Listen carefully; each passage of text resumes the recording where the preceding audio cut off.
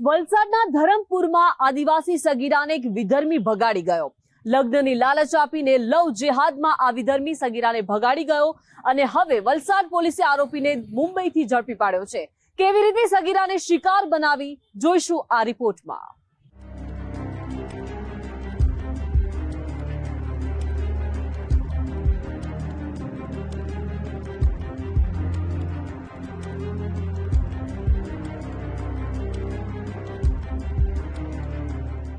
દક્ષિણ ગુજરાતના વલસાડ, નવસારી, ડાંગ અને તાપી પંથકમાં વિધર્મી યુવકોની આદિવાસી યુવાનો સાથે મારામારીના બનાવ છાશવારે સામે આવે છે, તો આદિવાસી સગીરાઓને ભગાડી જવાના કિસ્સા પણ વધતા જાય છે. વલસાડ જિલ્લાના ધરમપુરના એક અંતરિયાળ ગામમાંથી આદિવાસી સગીરા ગુમ થઈ.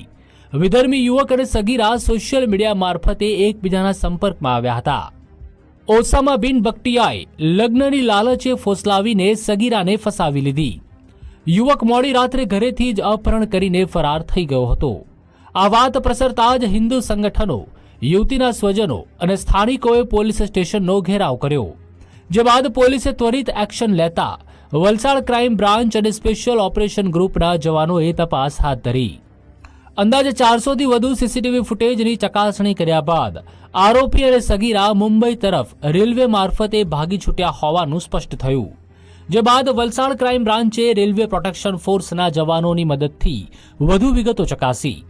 આરપીએફ અધિકારીઓ સાથે યોગ્ય સંકલન સાધીને 27 વર્ષીય આરોપી ઓસામા બિન બકટિયાનને મુંબઈ રેલવે સ્ટેશનની નજીકના વિસ્તારમાંથી ઝડપી લેવામાં આવ્યો. યુવતીને શોધવા માટે ને યુવકને શોધવા માટે તમામ પ્રયત્ન કરવામાં આવ્યા. યુવક અને યુવતી જે યુવક છે એ યુવતીને લગ્નની લાલચ આપીને ભગાડી ગયો હતો. એ લોકો જ્યાંથી નીકળ્યા હતા ત્યાંથી શરૂ કરી અને સીસીટીવીમાં ચેક કરવામાં આવ્યા. સીસીટીવી ચેક કરતા એ વિગત જણાય એમાં આરપીએફની મદદથી યુવક યુવતીને મુંબઈ સેન્ટ્રલથી મેળવવામાં આવ્યા હતા અને વેરીફાઈ કર્યા પછી તેમને લઈ અને આઈઓને હસ્તગત કરવામાં આવ્યા હતા.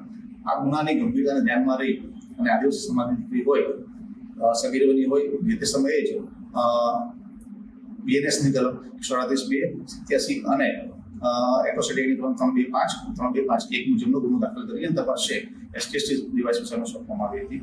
આરોપી ઓસામા બિન બકટિયાનની ચુંગાલમાંથી સગીરાને હેમખેમ મુક્ત કરાવવામાં પોલીસને સફળતા મળી છે. વિધર્મી આરોપીએ સગીરા પર દુષ્કર્મ આચર્યું હોવાથી બંનેના મેડિકલ ચેકઅપ કરાવવામાં આવ્યા.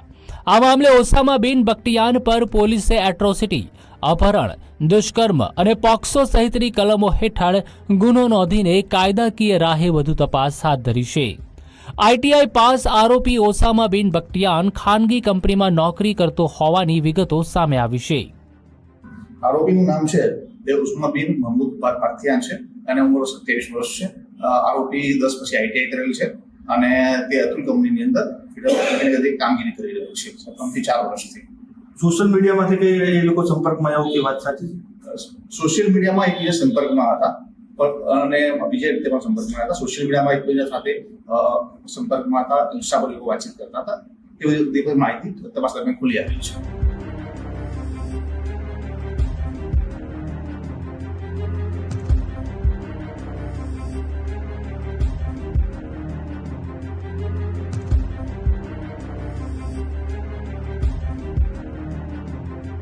આ ઝડપાયેલા વિધર્મી ઓસામા બિન બકટિયાનનો મોબાઈલ કબજે લઈને સોશિયલ મીડિયા એકાઉન્ટ અને સંપર્કમાં રહેલા લોકોની તપાસ હાથ ધરવામાં આવી છે. સગીરાને ભગાડી ગયેલા વિધર્મીને અન્ય કોઈએ મદદ પૂરી પાડ્યાની આશંકા છે. આ કેસમાં પોલીસની ઊંડાણપૂર્વકની પૂછપરછમાં વધુ સ્ફોટક ખુલાસા થવાની શક્યતા છે. વલસાડના સાંસદ ધવલ પટેલ અને સ્થાનિક ધારાસભ્ય સહિતના આગેવાનોએ પીડિતાના પરિવારજનોને સાથે રાખીને રજૂઆત કરી. તો હિન્દુ સંગઠનોના આક્રોશને જોતા વલસાડમાં કાયદો અને વ્યવસ્થાની પરિસ્થિતિ જળવાઈ રહે તે માટે પોલીસે કડક બંદોબસ્ત ગોઠવ્યો છે. પ્રિયાંક પટેલ, ગુજરાત ફર્સ્ટ, વલસાડ.